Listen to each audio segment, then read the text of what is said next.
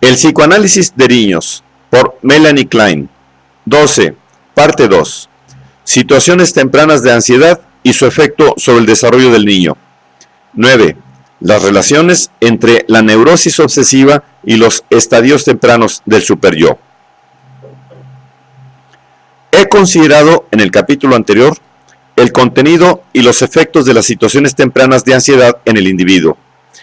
Examinaremos ahora en qué sentido su líbido y sus relaciones de objetos reales producen una modificación de estas situaciones de ansiedad. Como resultado de la frustración oral sufrida por el niño, este busca nuevas fuentes de gratificación. La niña pequeña se aparta de la madre y toma el pene del padre como objeto de gratificación. Al principio, esta gratificación es de naturaleza oral, pero las tendencias genitales ya están en actividad. El niño pequeño también despliega una actitud positiva frente al pene del padre desde su posición oral de succión en virtud de la asimilación del pecho al pene. Una fijación oral de succión al pene del padre es un objeto primario en el establecimiento de la verdadera homosexualidad. Pero generalmente, sus sentimientos de odio y ansiedad frente al padre, surgidos del despertar de sus tendencias edípicas, luchan contra esta fijación. Si su desarrollo avanza con éxito, su actitud positiva frente al pene del padre se convierte en la base de una buena relación con las personas de su propio sexo y le permite al mismo tiempo lograr una completa posición heterosexual. Mientras que, sin embargo, en el niño, una relación oral de succión del pene del padre puede, bajo ciertas circunstancias, conducirlo a la homosexualidad. En la niña es normalmente el precursor de impulsos heterosexuales y del conflicto edípico. Un tal paso por parte de la niña hacia el padre y en el varón una segunda orientación hacia la madre como objeto de amor genital, establece un nuevo propósito de gratificación libidinal en el niño en el que los genitales comienzan a hacer sentir su influencia. En esta temprana fase del desarrollo, que yo he denominado la fase de culminación del sadismo, he encontrado que todos los estadios pregenitales y genitales se cargan en rápida sucesión. Lo que sucede entonces es que la libido entra a luchar con los impulsos destructivos y gradualmente consolida sus posiciones.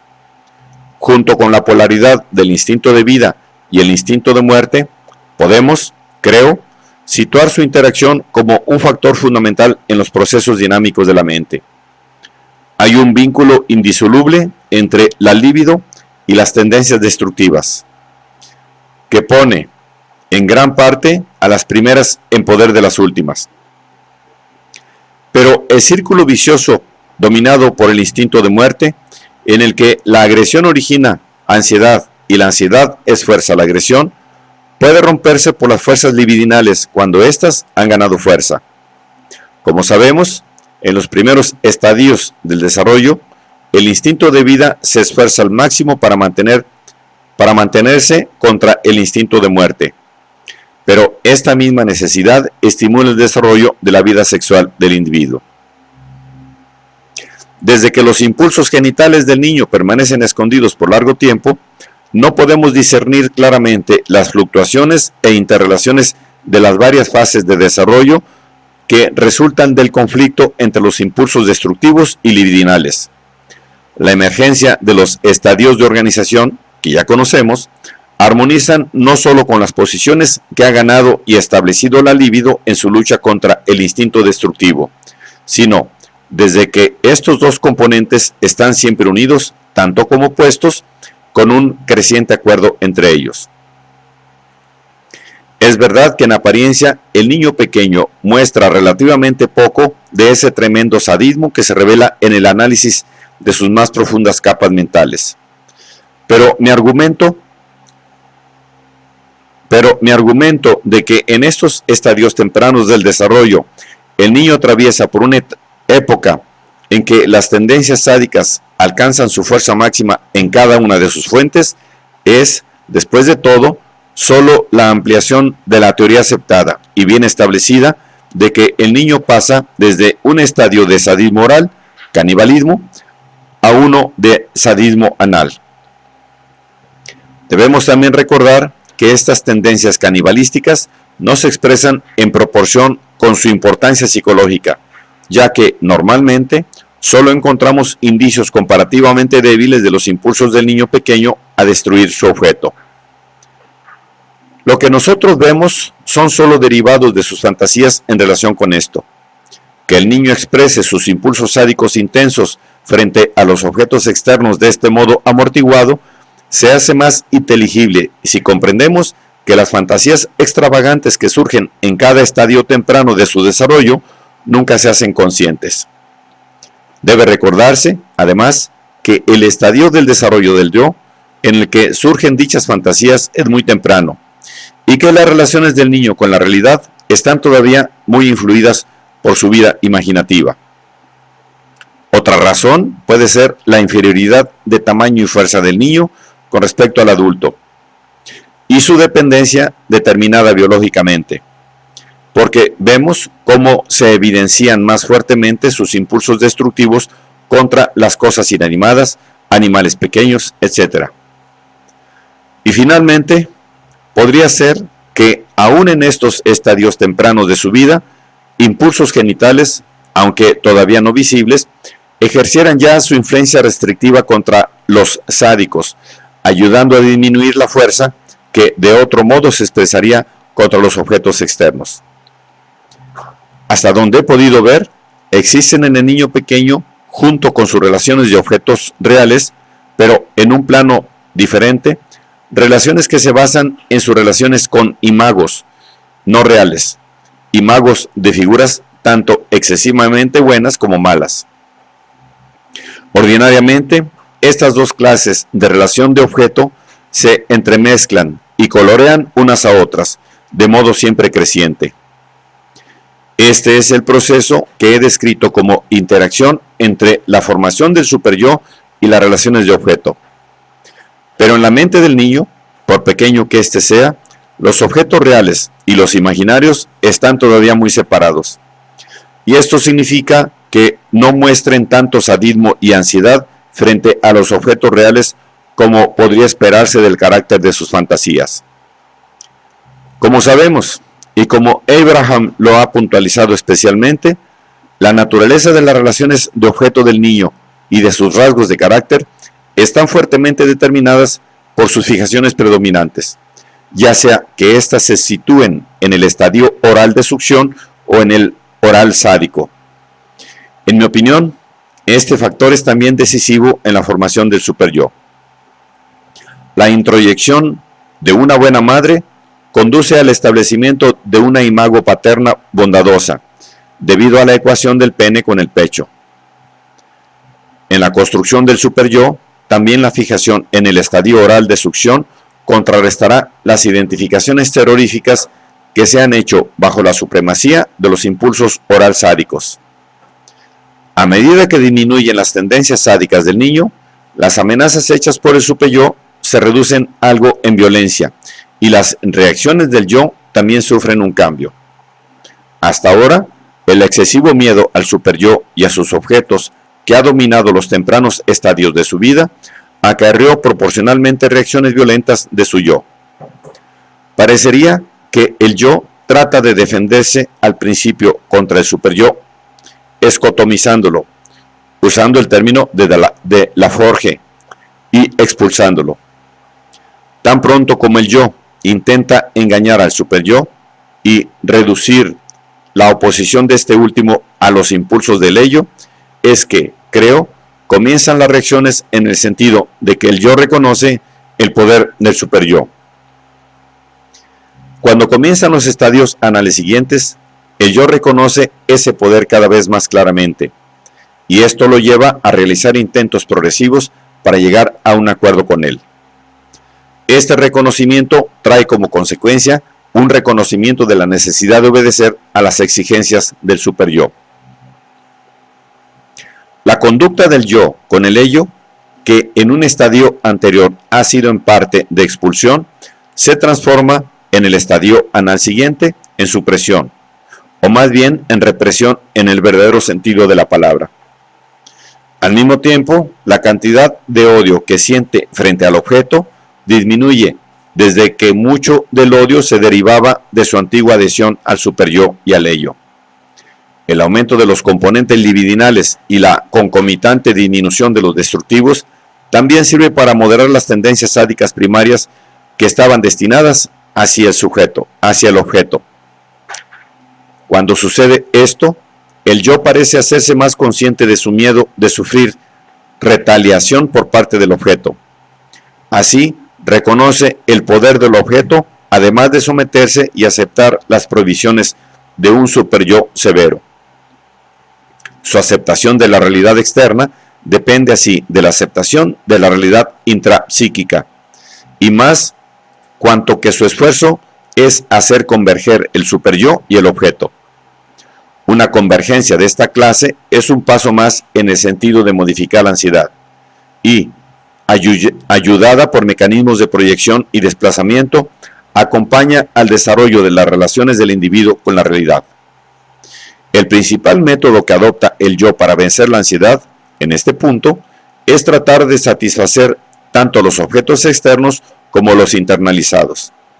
Esto lo induce a garantizar la seguridad de sus objetos, reacción que Abraham ha localizado en el estadio anal secundario.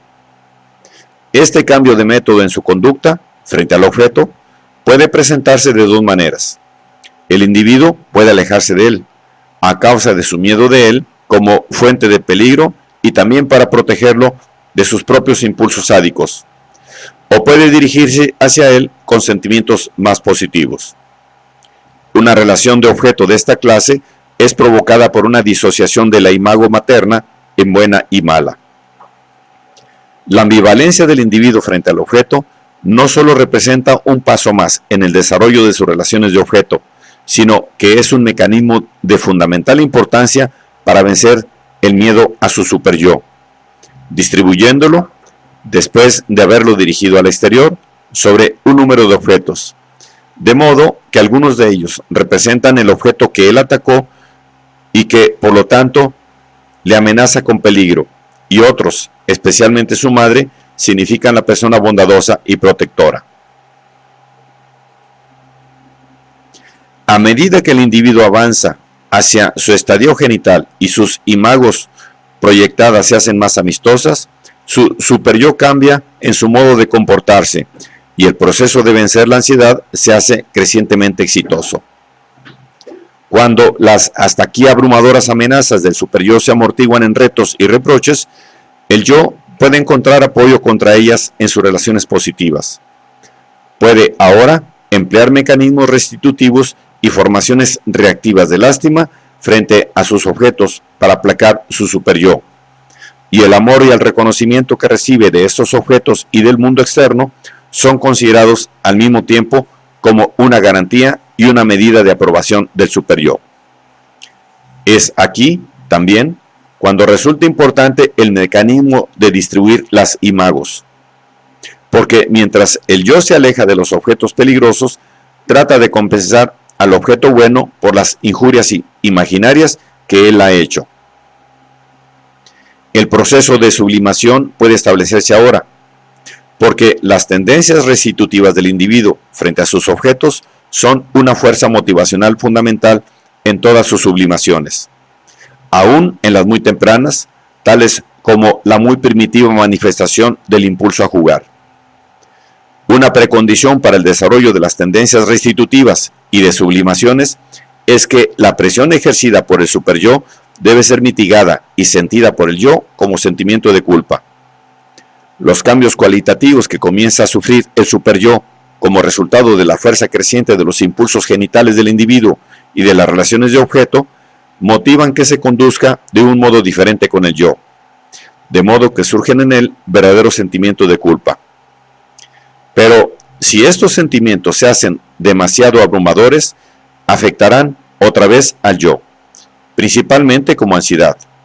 Si esto es así, no sería una deficiencia en el superyo, sino una diferencia cualitativa del mismo, lo que hace surgir la falta de sentimientos sociales en ciertos individuos, especialmente en criminales, y en las llamadas personas asociales. Desde mi punto de vista, en el estadio anal primario, el niño hace una defensa contra las imagos terroríficas que ha proyectado en la fase oral sádica. Proyectando su superyo, comienza a tratar de vencer su ansiedad. Pero este intento no es todavía exitoso, porque la ansiedad que debe ser vencida es todavía demasiado fuerte, y porque el método de proyección violenta hace surgir continuamente nueva ansiedad.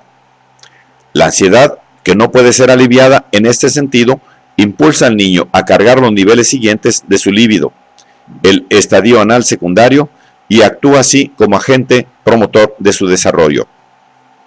Sabemos que el superyo y el objeto del individuo adulto tampoco coinciden, y, como he tratado de demostrar, tampoco sucede esto en ningún momento de la niñez.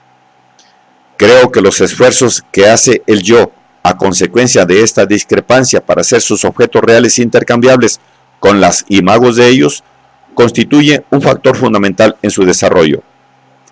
Cuanto menor es la discrepancia, es decir, cuando las imagos se aproximan más a sus objetos reales, mientras el estadio genital toma la delantera y las imagos aterradoras imaginarias que han asumido el control en los primeros estadios de su vida retroceden hacia el telón de fondo, más estable en su equilibrio y más éxito tiene en modificar sus primeras situaciones de ansiedad. A medida que sus impulsos genitales ganan en fuerza gradualmente, la represión del ello por el yo pierde también mucha de su violencia, de modo que hay mucho menos fricción entre los dos. Así, la relación de objeto más positiva, que va junto con el advenimiento del estadio genital, puede ser también considerada como signo de una relación satisfactoria entre el superyo y el yo, y entre el yo y el ello. Ya sabemos que los puntos de fijación para la psicosis han de hallarse en los primeros estadios del desarrollo, y que el límite entre el estadio anal primario y el secundario forman la línea de demarcación entre la psicosis y la neurosis. Me inclino a dar un paso más y considerar aquellos puntos de fijación como puntos de partida, no solamente de enfermedades subsecuentes, sino de trastornos que el niño sufre durante los primeros estadios de su vida. En el último capítulo hemos visto que las situaciones de ansiedad excesiva que surgen en la fase de sadismo máximo son un factor etiológico fundamental en las perturbaciones psicóticas. Pero he encontrado que en las fases más tempranas del desarrollo, los niños normales también pasan por situaciones de ansiedad que son de carácter psicótico. Si aquellas situaciones tempranas son activadas en un grado elevado, ya sea por razones internas o externas, el niño exhibiría rasgos psicóticos. Y si está demasiado presionado por sus imagos que hacen surgir miedo, y no puede contrarrestarla suficientemente con la ayuda de las imagos bondadosas y de sus objetos reales, está expuesto a perturbaciones que son similares a las psicosis del adulto y que se prolongan a menudo en una psicosis en la vida futura, o si no, forman la base de enfermedades graves u otras dificultades del desarrollo. Pero desde que en la infancia las situaciones de ansiedad de esta naturaleza entran en acción invariablemente en una época u otra y alcanza cierta intensidad, todo niño manifestará en una u otra época síntomas psicóticos. Por ejemplo, el cambio entre la alegría excesiva y la tristeza extrema, que es una característica de las perturbaciones melancólicas, se encuentra siempre en los niños. La verdadera extensión y profundidad de la infelicidad que sienten los niños no es tenida en cuenta para nada, justamente porque es un suceso tan frecuente y sufre cambios tan rápidos. Pero la observación analítica me ha enseñado que su infelicidad y depresión, aunque no tan agudas como la depresión melancólica del adulto, tiene las mismas causas y puede ser acompañada de ideas de suicidio. He descubierto que los accidentes de mayor o menor importancia que sufren los niños y las heridas que se infieren son tentativas de suicidio realizadas con medios todavía insuficientes. Entonces, también ellos exhiben, en algún grado, esa exclusión de la realidad que tomamos como criterio de psicosis en el adulto, aunque en su caso los consideramos en cierto modo normal. Los rasgos paranoides son menos fáciles de observar en ellos por estar asociados con esa astucia y disimulo típico de esta perturbación. Pero sabemos que los niños pequeños se sienten rodeados y perseguidos por figuras fantásticas.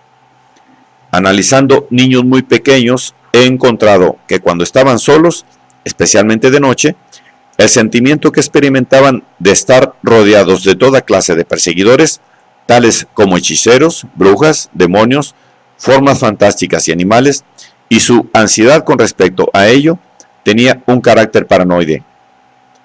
Las neurosis infantiles presentan un cuadro hecho de varios rasgos psicóticos y neuróticos y mecanismos que encontramos aislados en una forma más o menos pura en los adultos. A veces, los rasgos de esta perturbación, a veces de otra, están más fuertemente acentuados, pero en muchos casos la escena está completamente oscurecida, por el hecho de que están activadas al mismo tiempo varias afecciones, junto con las defensas empleadas contra ellas. En su libro Inhibición, Síntoma y Angustia, Freud dice que las primeras fobias de los niños no han encontrado ninguna explicación hasta ahora, y que su relación con las neurosis más obvias y tardías de la infancia de ningún modo son evidentes. Creo que aquellas primeras fobias contienen la ansiedad que surge en los primeros estadios de la formación del superyo. Las tempranas situaciones de ansiedad del niño aparecen alrededor de la mitad de su primer año de vida y son inducidas por un incremento del sadismo. Consisten en miedos de objetos violentos, tanto extremos como introyectados, que los devoren, corten, castren, y tales miedos no pueden ser modificados en un grado adecuado en este estadio tan temprano.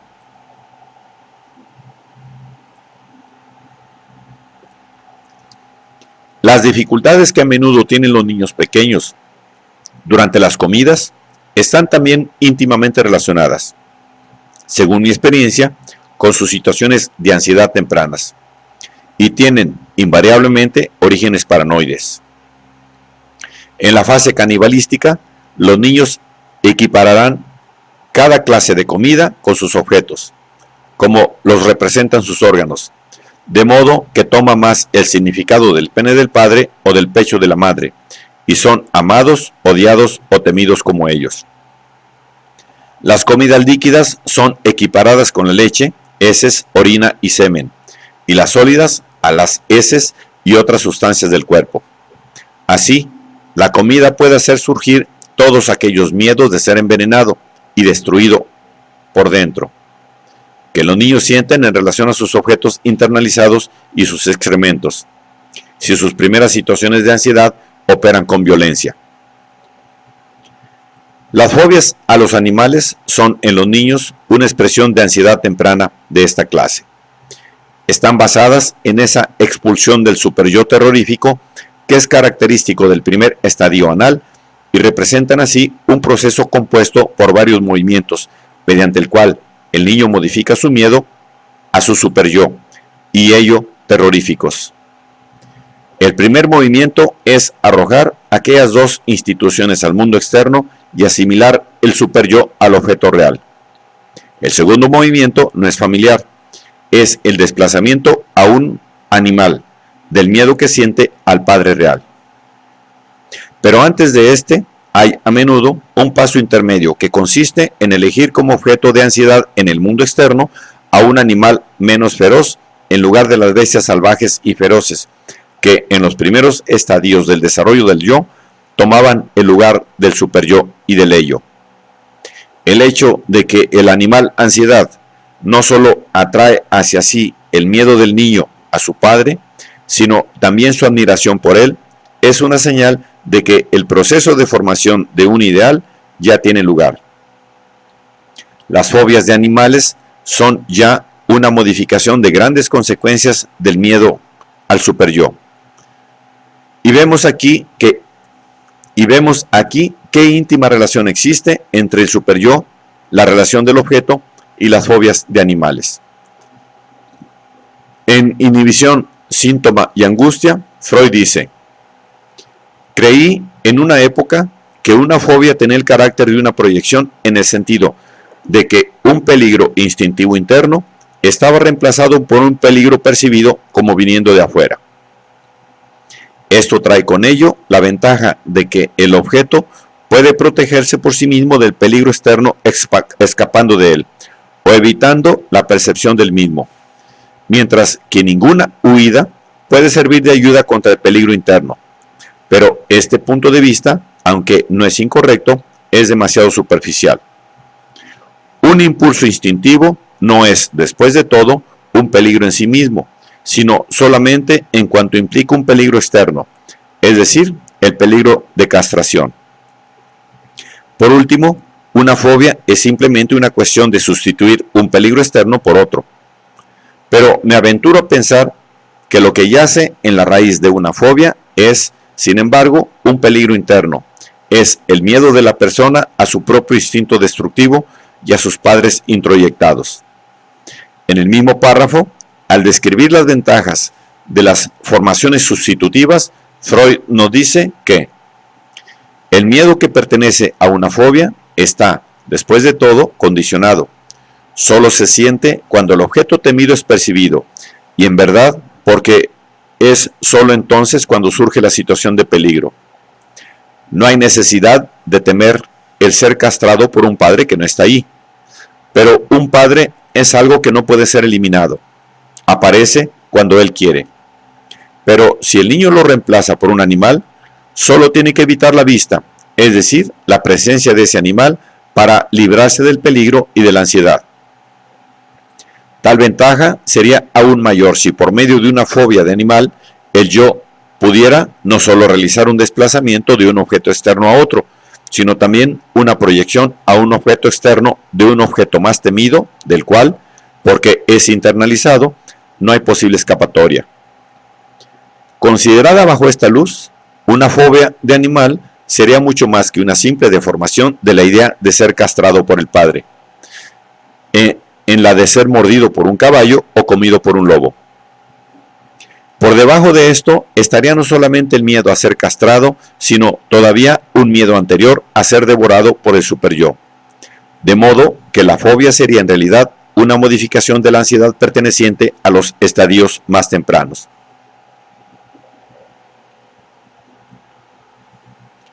Como ilustración de lo que sostengo, tomemos dos casos bien conocidos de fobias de animales, el de Juanito y el del hombre de los lobos. Freud ha puntualizado que, a pesar de ciertas similitudes, estas dos fobias difieren entre ellas, en muchos aspectos. En cuanto a las diferencias, la fobia de Juanito contenía muchos rasgos de sentimientos positivos. Su animal ansiedad no era aterrador en sí, y además sentía una cierta cordialidad hacia él, según se demostró por sus juegos a los caballos con su padre, poco antes de que apareciera su fobia. Su relación con sus padres y su ambiente era en conjunto muy buena, y su desarrollo general mostraba que había pasado con éxito el estadio anal sádico y que había alcanzado el estadio genital.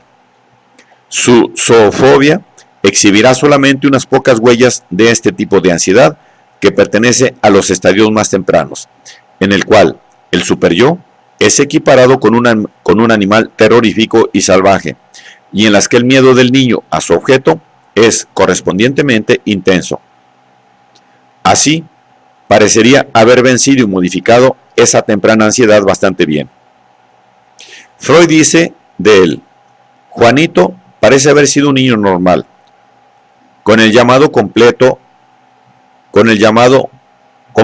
de Edipo positivo, de modo que su neurosis infantil puede ser considerada como leve y aún normal. Su ansiedad, según sabemos, fue prontamente disipada por un corto análisis. La neurosis infantil del llamado hombre de los lobos, en un niño de 4 años, presenta un cuadro diferente. El desarrollo de este niño no puede ser descrito como normal. Para citar de nuevo a Freud, una temprana seducción había distorsionado su relación con el objeto femenino. Su posición pasivo-femenina estaba acentuada fuertemente y el análisis de su sueño de lobo muestra poca agresión intencional contra su padre, mientras evidencia claramente que lo que estaba reprimido era una actitud pasiva y tierna frente a él. Los factores mencionados primeramente pueden haber jugado una parte, pero no son observables. El análisis del niño demostró que su idea de ser devorado por su padre era la expresión regresiva de un deseo pasivo y tierno hacia su padre, con el objeto de ser amado por él de un modo erótico y genital. Considerado a la luz de nuestra discusión previa, la idea es vista no solo como expresión de ansias pasivas y tiernas, que han sido degradadas por la regresión, sino por encima de esto, como una reliquia de un estadio de desarrollo muy temprano. Si nosotros consideramos el miedo del niño a ser devorado por un lobo no solo como sustituto por distorsión de la idea de ser castrado por su padre, sino, según yo sugeriría, como una ansiedad primaria que ha persistido en forma inalterable junto con sus versiones posteriores y modificadas del mismo, se deducirá que ha habido un miedo al padre, activo en él, que debe haber ayudado enormemente a formar el curso de su desarrollo anormal. En la fase de sadismo máximo, iniciada por tendencias sádico-orales, el deseo del niño de introyectar el pene del padre, junto con sus impulsos hostiles sádico-orales intensos, da lugar a miedos a una bestia peligrosa y devoradora, que él equiparará con el pene de su padre. Lo que él pueda lograr en cuanto a vencer y modificar este miedo a su padre, dependerá en parte de la magnitud de sus tendencias destructivas. El hombre de los lobos no venció esta ansiedad temprana. Su miedo al lobo, que representaba el miedo al padre, demostraba que había conservado la imagen de su padre como lobo devorador en los años siguientes, porque, como sabemos, redescubrió este lobo en sus imagos paternas posteriores, y su desarrollo total estuvo gobernado por ese miedo abrumador. En mi opinión, este miedo enorme a su padre fue un factor básico en la producción de su complejo de Edipo invertido. Analizando varios niños muy neuróticos entre 4 y 5 años, niños que mostraron rasgos paranoides y en quienes el complejo de Edipo invertido era predominante, me convencí de que este curso de desarrollo estaba muy determinado por un miedo excesivo al padre, todavía activo en las capas mentales más profundas y que se había generado por impulsos primarios de agresión contra él, extremadamente fuertes. Contra un padre peligroso y devorador de esta índole, ellos no podían empeñarse en la lucha que sería naturalmente el resultado de una actitud edípica directa, y así tenían que abandonar su posición heterosexual.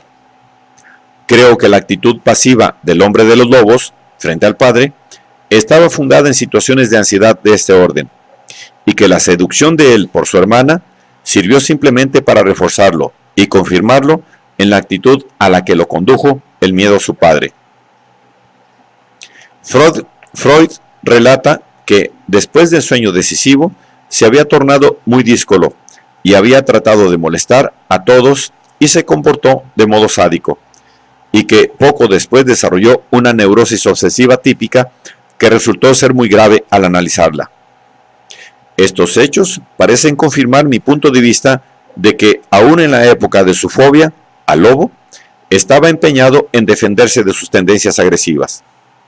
Que en la fobia de Juanito, su defensa contra los impulsos agresivos fuera tan claramente visible, mientras que en la del hombre de los lobos tuviera que estar tan profundamente escondida, me parece explicarse por el hecho de que en el último, la ansiedad mucho mayor, o el sadismo primario, había sido tratado de un modo más anormal.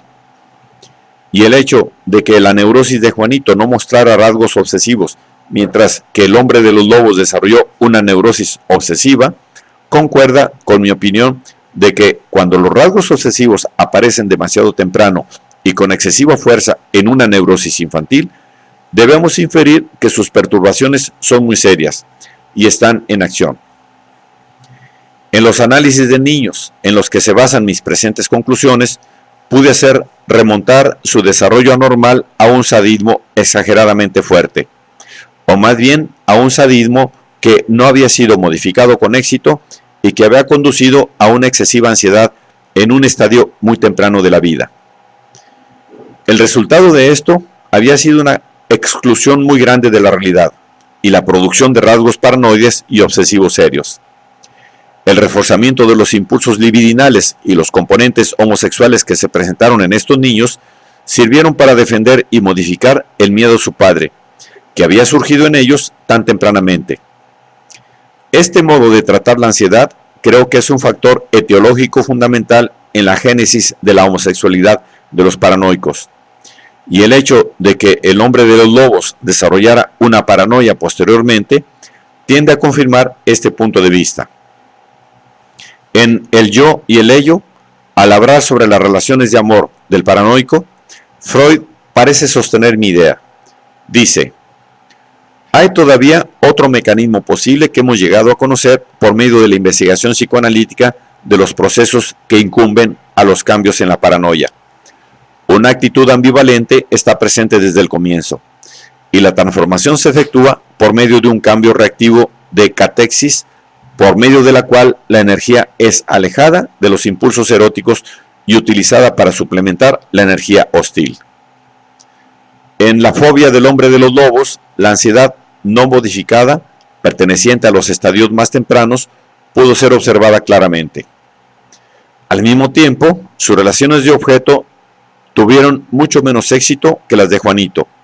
Su estadio genital se estableció débilmente y la influencia de los impulsos analsádicos fueron demasiado fuertes. Esto se hizo evidente por la neurosis obsesiva grave que tan pronto hizo su aparición.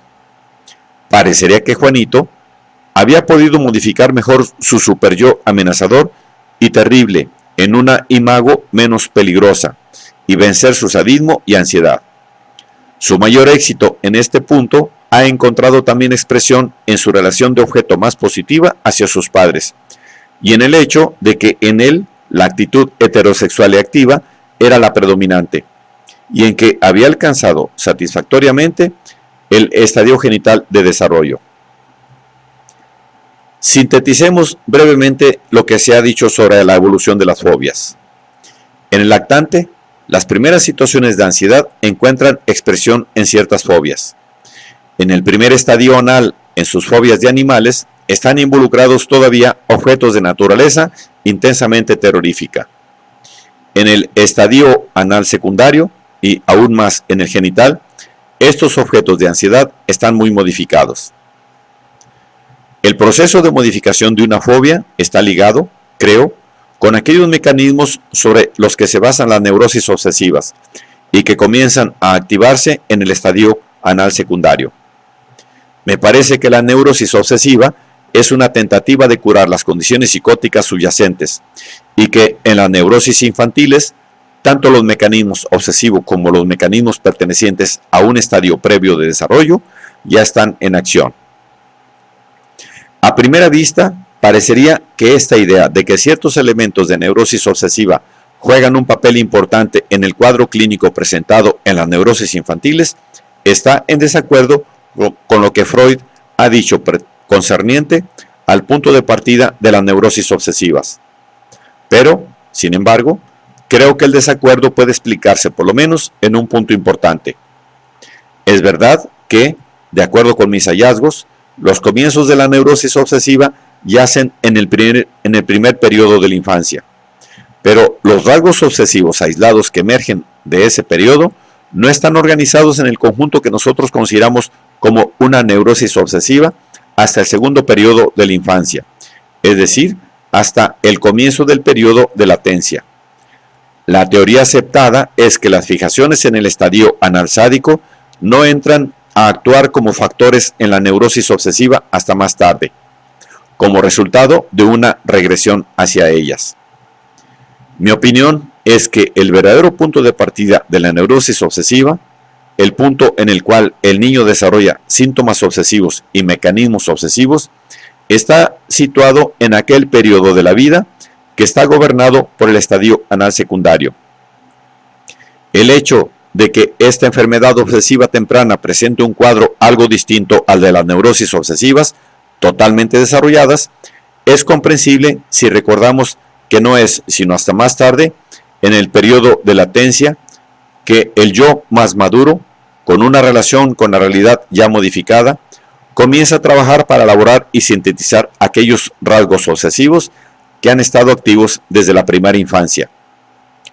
Otra razón por la cual los rasgos obsesivos de los niños pequeños no son a menudo fácilmente discernibles es la de que no están en evidencia tan claramente en el cuadro general presentado por una neurosis infantil, en comparación con la del adulto, debido a la intromisión de otras perturbaciones más tempranas que todavía no han sido vencidas, y a diversos mecanismos de defensa que todavía se emplean contra esas perturbaciones.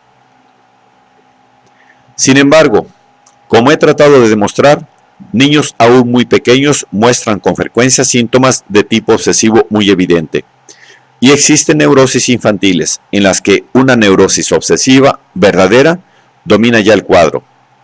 Cuando esto sucede, significa que las primeras situaciones de ansiedad son demasiado poderosas y que no han sido suficientemente modificadas, y que la neurosis obsesiva es muy grave. Al distinguir entre la emergencia primera de rasgos obsesivos aislados y la neurosis obsesiva verdadera, espero haber logrado presentar mi punto de vista, expuesto aquí, concerniente a la génesis de la neurosis obsesiva, de acuerdo con la teoría ya aceptada.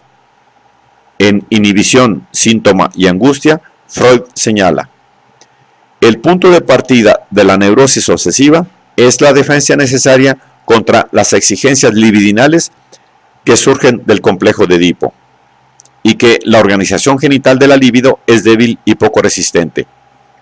Cuando el yo comienza su lucha defensiva, su primer efecto es retrotraer la organización del estadio fálico, en parte o totalmente, hacia el estadio sádico anal secundario. Esta regresión es decisiva para todo lo que sigue. Si consideramos como una regresión esa fluctuación entre las diversas posiciones libidinales, que es, en mi opinión, una característica de los primeros estadios de desarrollo, y en la cual la posición genital ya cargada está siendo abandonada continuamente por un tiempo hasta que ha sido adecuadamente reforzada y establecida. Y si mi idea de que la situación edípica comienza muy temprano es correcta, entonces el punto de vista aquí sostenido sobre el punto de partida de las neurosis obsesivas no solo no estaría en contradicción con la opinión de Freud arriba citada, sino que confirmaría otra sugerencia suya que ya expresó como hipótesis. Dice así: tal vez la regresión es el resultado no de un factor constitucional, sino de uno temporal, y se hace posible no debido a que la organización genital de la libido ha sido débil, sino porque la lucha del yo ha comenzado demasiado pronto, mientras la fase sádica está todavía en su fase dominante.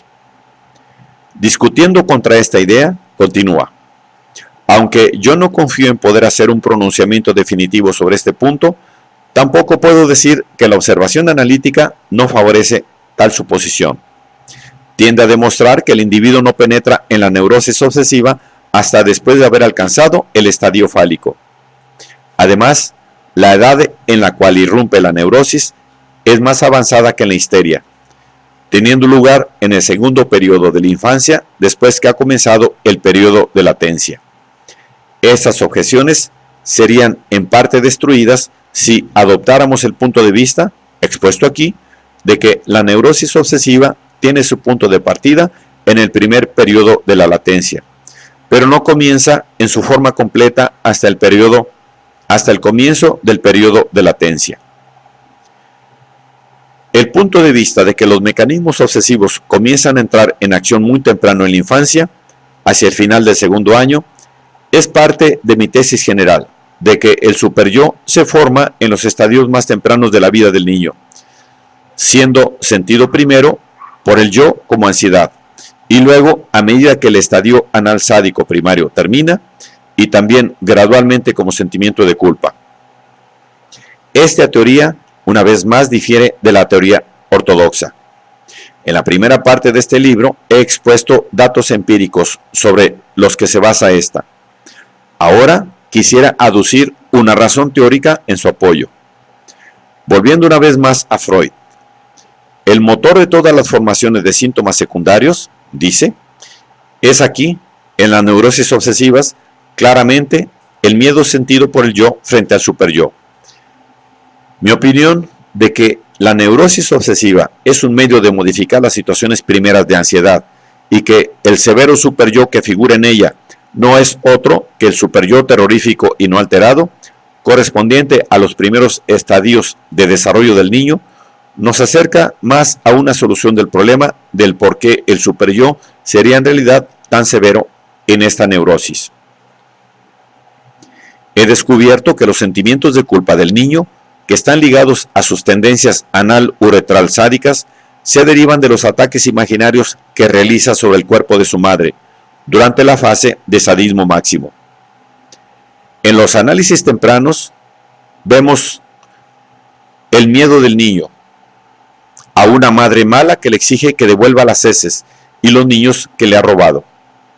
De este modo, la madre real o la niñera que le exige limpieza se torna enseguida en una persona terrible para él, una persona que no solo insiste en que renuncie a sus heces, sino que, según se lo dice su imaginación aterrada, intenta arrebatárselas de su cuerpo por la fuerza.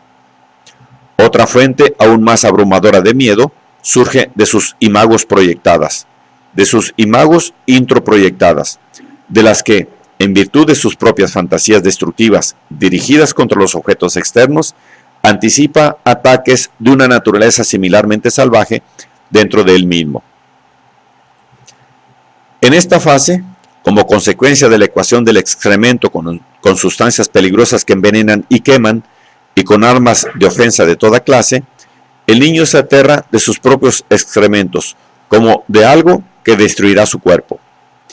Esta equivalencia sádica del excremento con las sustancias destructivas, junto con sus fantasías de ataque realizadas con su ayuda, conducen aún más al niño a temer que los ataques por medios similares puedan ser hechos contra su cuerpo, tanto por los objetos internos como externos, y lo lleva a sentir terror a los excrementos y a la suciedad en general. Estas fuentes de ansiedad, tanto más abrumadoras por ser tan numerosas, constituyen, según mi experiencia, las causas más profundas de sentimientos de ansiedad y culpa del niño en conexión con sus hábitos de limpieza. Las formaciones reactivas de asco, orden y limpieza surgen en el niño, por lo tanto, de la ansiedad, emanada de varias fuentes, que se origina en sus situaciones de peligro más tempranas. Sus sentimientos reactivos de piedad se presentan en primer plano, especialmente en el comienzo del segundo estadio anal, cuando se han desarrollado sus relaciones con sus objetos. Sin embargo, en este estadio, como ya hemos visto, la aprobación de sus objetos es también una garantía de seguridad y salvaguardia contra la destrucción desde afuera y desde adentro, y su restauración es una condición necesaria de la integridad de su propio cuerpo. La ansiedad perteneciente a las primeras situaciones de peligro está, creo, íntimamente asociada con los comienzos de las obsesiones y de las neurosis obsesivas. Se relaciona con múltiples daños y actos de destrucción realizados desde el cuerpo, y por lo tanto es dentro del cuerpo que tiene que hacerse la restauración. Pero el niño no puede saber con certeza nada sobre el interior del cuerpo, ya sea del suyo o de sus objetos. No puede asegurar hasta dónde es bien fundado su miedo a daños internos y ataques, y hasta dónde los ha llevado a cabo por medio de sus actos obsesivos. El resultante estado de incertidumbre en que se encuentra se alía e incrementa su intensa ansiedad, dando lugar a un deseo obsesivo de conocimiento.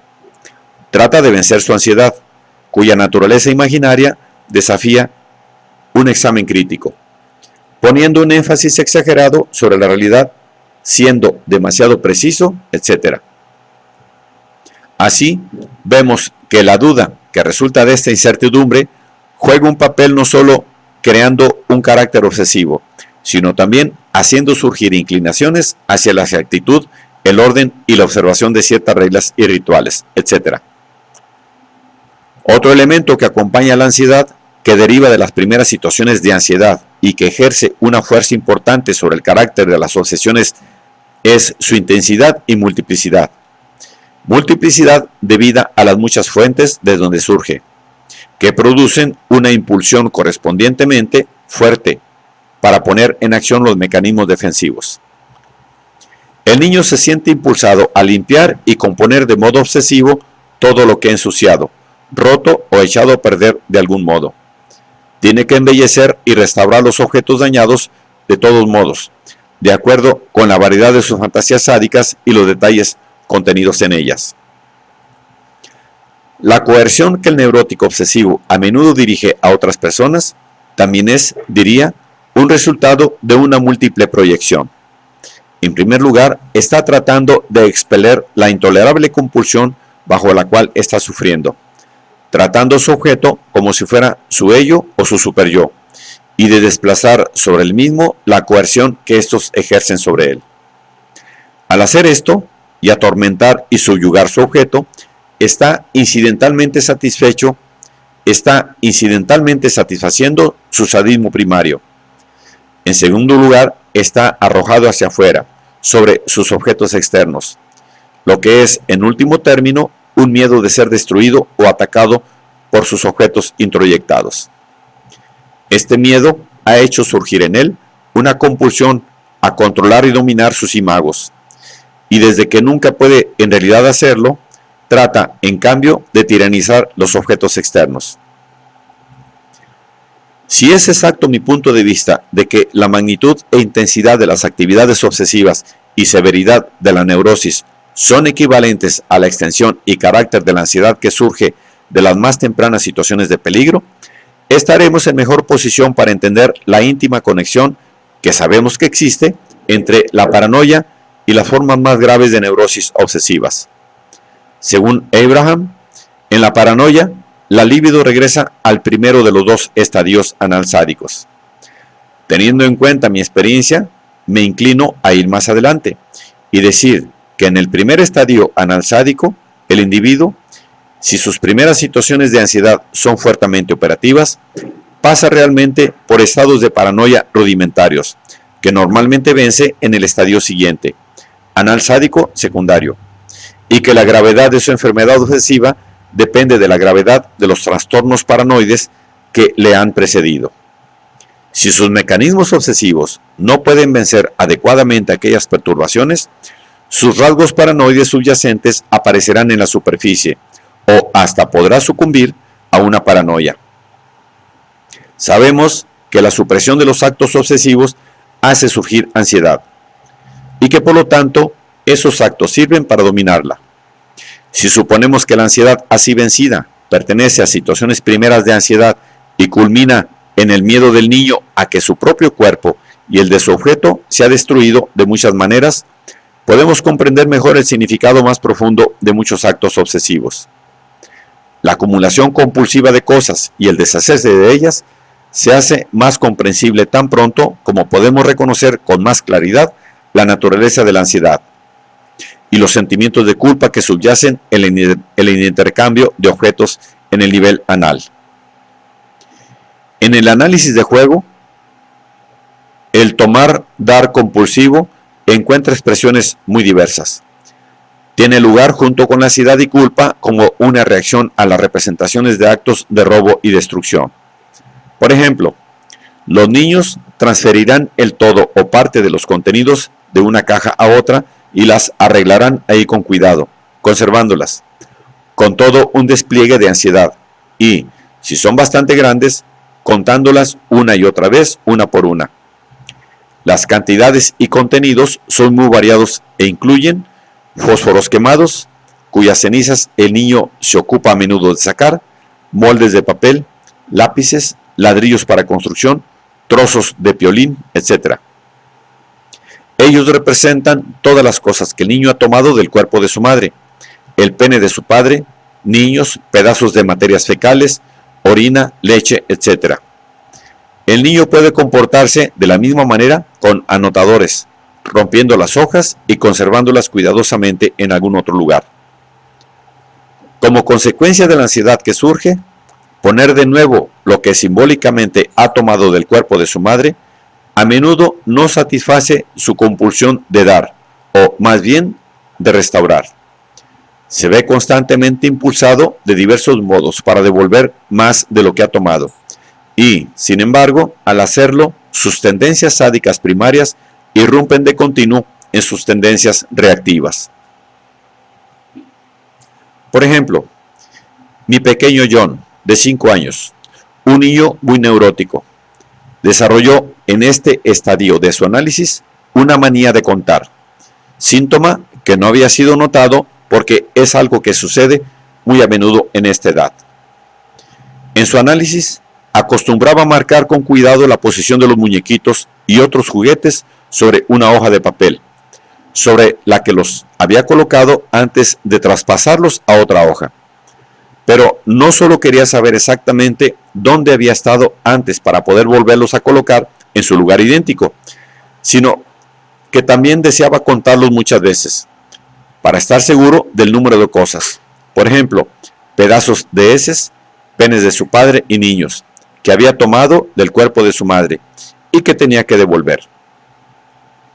Mientras hacía esto, me llamaba estúpida y mala, y decía, 1 no puede tomar 13 de 10 o 7 de 2.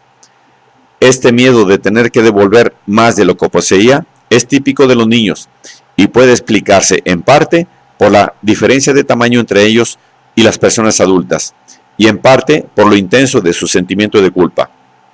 Sienten que no pueden devolver de su cuerpecito todo lo que han tomado del cuerpo de la madre, que es tan grande en comparación. Y el peso de su culpa que los reprocha sin cesar de robar y destruir a su madre o padre, fortalece su creencia de no poder nunca devolver bastante.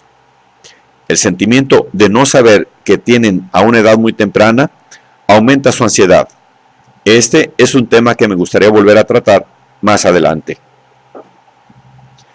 Muy a menudo, los niños interrumpen sus representaciones de devolver por tener que ir al baño a defecar. Otro pequeño paciente mío, también de 5 años, acostumbraba ir al baño 4 o 5 veces durante su hora en este estadio del análisis. Cuando volvía, contaba obsesivamente hasta llegar a números altos, para convencerse de que poseía lo bastante para devolver lo que había robado. Vista así su tendencia acumulativa de posesión anal sádica, que parecería surgir simplemente del placer de juntar para sí, presenta otro aspecto. Los análisis de adultos me han demostrado también que el deseo de tener una suma de dinero contante para cualquier contingencia es un deseo de estar armado contra un ataque por parte de la madre a la que ellos han robado. Una madre que con relativa frecuencia hacía mucho que había muerto. De esta manera, podrían devolverle lo que le habían robado. El miedo de ser despojado de los contenidos de su cuerpo los impulsa a acumular continuamente más dinero para tener reservas. Por ejemplo, después que John y yo estuvimos de acuerdo con que su miedo de no poder devolver a su madre todas las materias fecales y niños que le había robado, lo obligaba a seguir cortando o robando cosas. Me dio otras razones por las que no podía restaurar todo lo que había tomado. Dijo que sus materias fecales se habían fundido mientras tanto, que después de todo, aunque pasara todo el tiempo haciendo y aún si tuviera que seguir y seguir haciendo más, nunca podría ser lo suficiente. Y además, él no sabía si serían bastante buenas. Por bastante buenas quería decir, en primer lugar, igual en valor a lo que él había robado del cuerpo de su madre. De ahí su cuidado en elegir las formas y colores en estas escenas de restitución. Pero en un sentido más profundo, significaba algo inofensivo, libre de veneno. Por otra parte, su frecuente constipación era debida a su necesidad de acumular sus heces y guardarlas dentro para no estar vacío. Estas diversas tendencias en conflicto, de las que solo he mencionado unas cuantas, hacían surgir en él una grave ansiedad. Cuando aumentaba su miedo por no poder producir la correcta cantidad de heces o no ser capaz de reparar lo que había dañado, sus tendencias destructivas primarias irrumpían una vez más con toda su fuerza, y entonces desgarraba, quemaba las cosas que había hecho cuando sus tendencias reactivas habían alcanzado el punto culminante. La caja que había pegado y llenado y que representaba a su madre, o el trozo de papel sobre el que había dibujado el plano de una ciudad, y su sed de destrucción se volvía insaciable. Su comportamiento, al mismo tiempo, presentó en todo su desarrollo el significado sádico primitivo de orinar y defecar. El desgarrar, cortar y quemar papel, mojar cosas con agua, ensuciarlas con cenizas y garabatear con lápices, todas estas acciones tenían los mismos propósitos destructivos. El mojar y el embadurnar significaban fundir, ahogar o envenenar. El papel mojado apretado en bolillas, por ejemplo, representaba especialmente proyectiles venenosos, a causa de que eran una mezcla de orina y materia fecales. Los diversos detalles de sus representaciones demostraban que el significado sádico ligado al orinar y defecar era la causa más profunda de su sentimiento de culpa y la base de ese impulso de restituir que encontraba expresión en sus mecanismos obsesivos.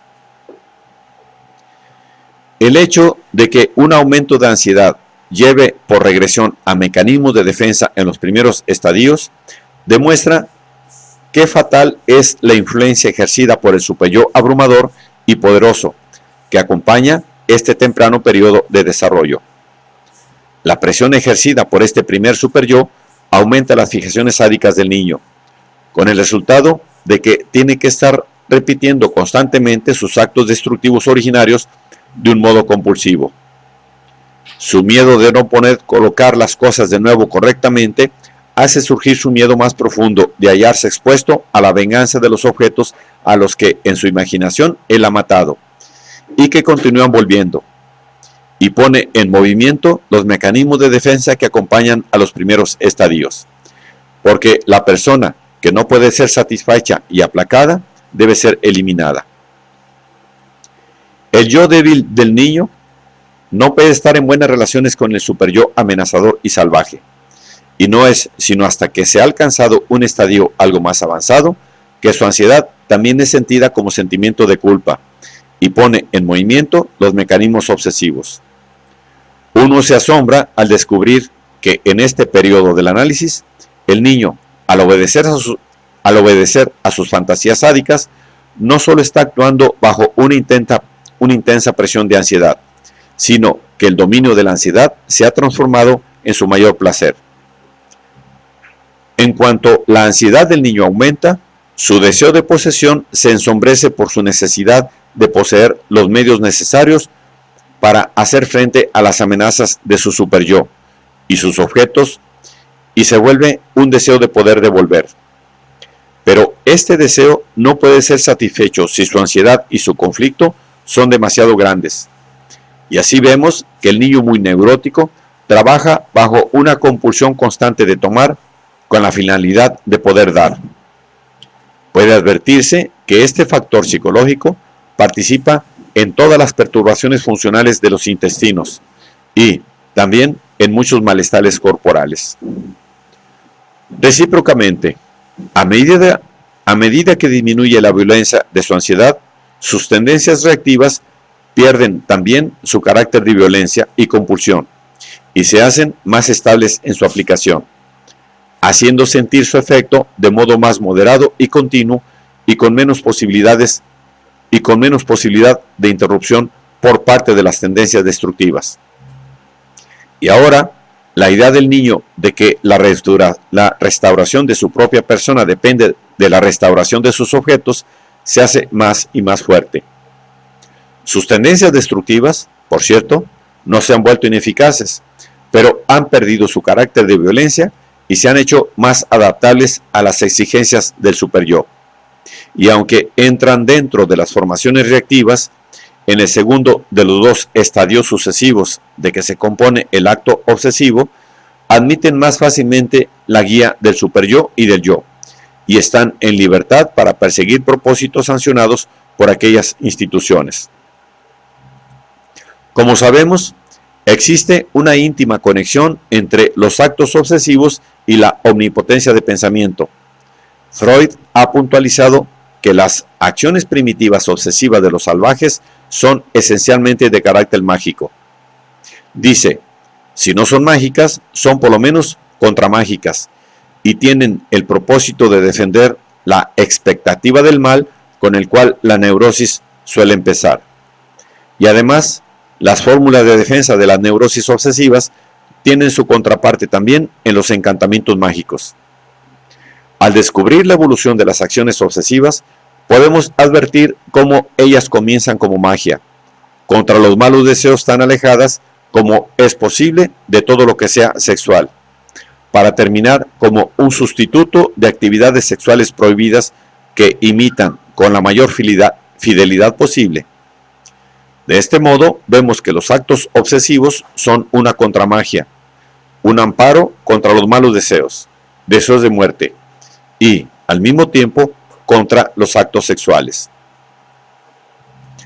Esperamos encontrar que estos elementos que se han unido en una acción defensiva estén también presentes en aquellas fantasías y hechos que han hecho surgir un sentimiento de culpa y poner en movimiento esa acción defensiva. Una mezcla de esta clase de magia, malos deseos y actividades sexuales se encontrará después en una situación que ha sido descrita en detalle en el último capítulo: las actividades masturbatorias de niños pequeños. Allí puntualicé que las fantasías de masturbación que acompañan el comienzo del conflicto de Edipo están, como el conflicto de Edipo mismo, completamente dominadas por los instintos sádicos, que se centran alrededor de la copulación entre los padres y que implican ataques sádicos contra ellos, y se hacen de este modo una de las fuentes más profundas del sentimiento de culpa del niño. Y llegué a la conclusión de que este sentimiento de culpa que surge de impulsos destructivos dirigidos contra sus padres es el que hace de la masturbación y el comportamiento sexual en general algo malo y prohibido para el niño. De modo que su culpa está realmente ligada a sus instintos destructivos y no a los libidinales e incestuosos. La fase en la cual, de acuerdo con mi punto de vista, comienza el conflicto de Edipo y las fantasías de masturbación sádicas que lo acompañan, es la fase del narcisismo, fase en la cual el sujeto tiene, para citar a Freud, una gran estimación de sus propios actos psíquicos, lo que desde nuestro punto de vista es una sobreestimación de los mismos. Esta fase se caracteriza por un sentimiento de omnipotencia por parte del niño por las funciones de su intestino y vejiga, y por la resultante creencia en la omnipotencia de sus pensamientos. Como resultado de esto, se siente culpable a causa de los múltiples asaltos sobre sus padres que realiza en su imaginación.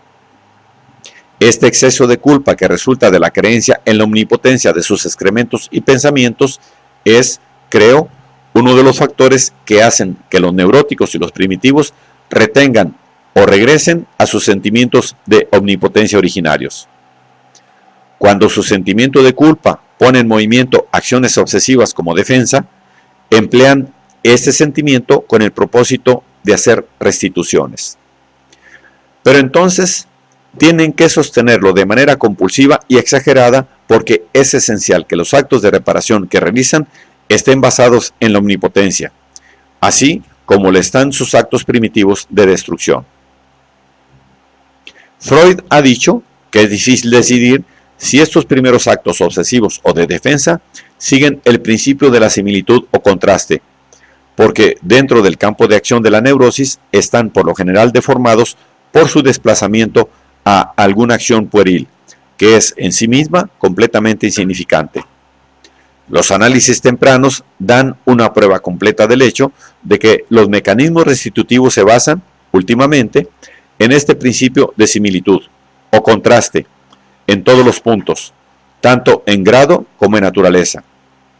Si un niño ha retenido sentimientos de omnipotencia primarios muy fuertes en asociación con fantasías sádicas, se sigue que tendrá que tener una creencia muy fuerte en la omnipotencia creativa que lo debe ayudar para hacer restituciones.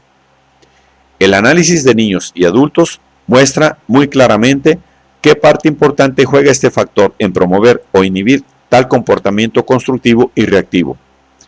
El sentimiento de omnipotencia del sujeto con respecto a su capacidad para hacer restitución no es de modo alguno igual a su sentimiento de omnipotencia con respecto a su capacidad de destruir. Porque debemos recordar que estas formaciones reactivas comienzan en un estadio de desarrollo del yo y de relación de objeto en el cual su conocimiento de la realidad se encuentra en un estado mucho más avanzado.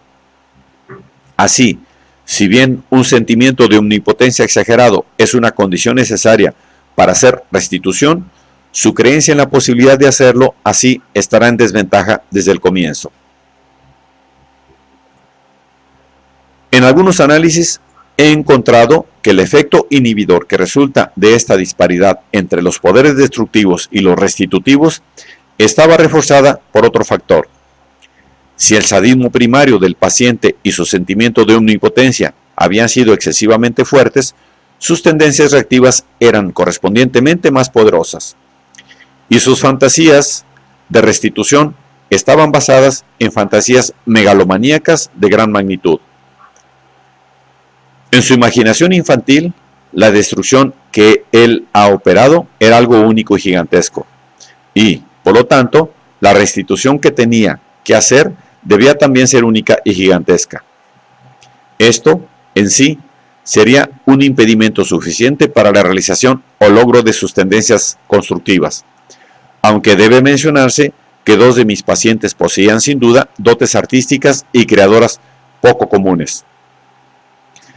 Pero junto con estas fantasías megalomaníacas, tienen grandes dudas de si poseen la omnipotencia necesaria para hacer restitución en esta escala. Como consecuencia, tratan de negar también su omnipotencia en sus actos de destrucción. Pero toda indicación de que están usando su omnipotencia en un sentido positivo sería prueba de haberlo usado en un sentido negativo. Y, por lo tanto, tiene que ser evitada hasta que se pueda presentar una prueba absoluta de que su omnipotencia constructiva contrabalancea completamente la opuesta. En los dos casos de adultos que recuerdo, la actitud de todo o nada, que resultaba de estas tendencias en conflicto, los condujo a graves inhibiciones en su capacidad para el trabajo, mientras que en uno o dos pacientes niños contribuyó para inhibir gravemente la formación de sublimaciones.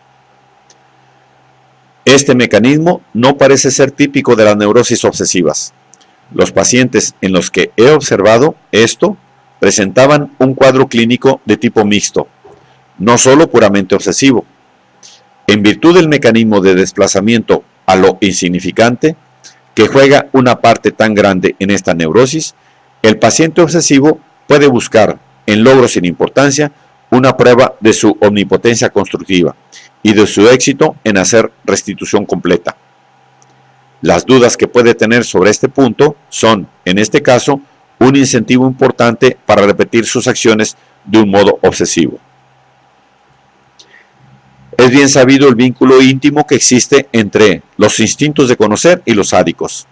Freud escribe: el deseo de conocimiento en particular ofrece a menudo la impresión de que en realidad puede tomar el lugar del sadismo en el mecanismo de la neurosis obsesiva. Por lo que he podido observar, la conexión entre ambos se forma en un estadio muy temprano del desarrollo del yo, durante la fase de máximo sadismo. En esta época, los instintos de conocer del niño están activados por su incipiente conflicto edípico, que comienza utilizando sus tendencias oral sádicas. Parece que su primer objeto es el interior del cuerpo de su madre, que el niño considera antes que nada como un objeto de gratificación oral y después como la escena donde tiene lugar el coito entre sus padres y el lugar donde están situados los niños y el pene del padre. Al mismo tiempo que quiere forzar su camino dentro del cuerpo de su madre para tomar posesión de sus contenidos y destruirlos, quiere saber lo que pasa ahí y cómo son las cosas. De este modo, su deseo de saber lo que hay en el interior de su cuerpo se asimila en muchos modos con su deseo de forzar un camino hacia su interior, y uno de los deseos refuerza y toma el lugar del otro. Así, los comienzos del deseo de saber se ligan con las tendencias sádicas en su fuerza máxima, y es más fácil comprender por qué este vínculo debe ser tan íntimo y por qué el instinto de conocer debe hacer surgir sentimientos de culpa en el individuo. Vemos al niño pequeño oprimido por una multitud de preguntas y problemas para los que su intelecto no está todavía capacitado. El reproche típico que el niño hace contra su madre es, principalmente, el de que ella no contesta estas preguntas, y del mismo modo que no ha satisfecho sus deseos orales, tampoco satisface su deseo de saber.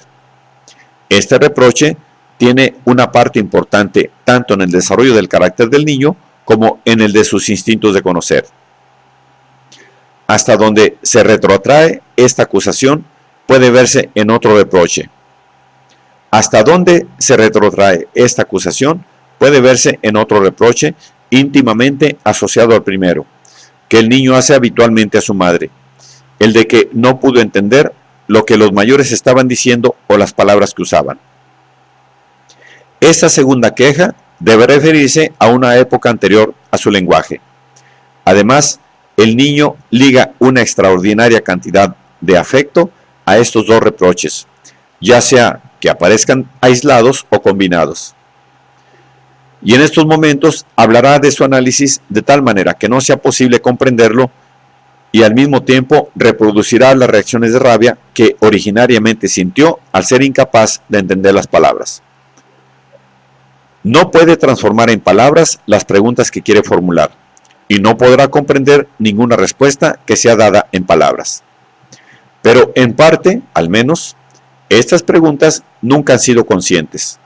La desilusión a la cual está condenado este primer despertar del deseo de saber en los estadios tempranos del desarrollo del yo es, creo, la fuente más profunda de los serios trastornos de este instinto en general. Hemos visto que en primer lugar son los impulsos sádicos contra el cuerpo de la madre los que activan el instinto de conocer del niño. Pero la ansiedad que pronto sigue como reacción a tales impulsos proporciona otro ímpetu muy importante para el aumento e intensificación de este instinto. El afán que el niño siente por descubrir lo que hay dentro del cuerpo de su madre y del suyo propio está reforzado por su miedo a los peligros que él supone que contiene el primero y también por el miedo a los objetos peligrosos introyectados y a los acontecimientos dentro de sí mismo.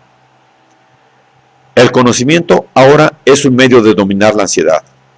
Su deseo de saber se convierte en factor importante tanto del desarrollo de sus instintos de conocer como de su inhibición.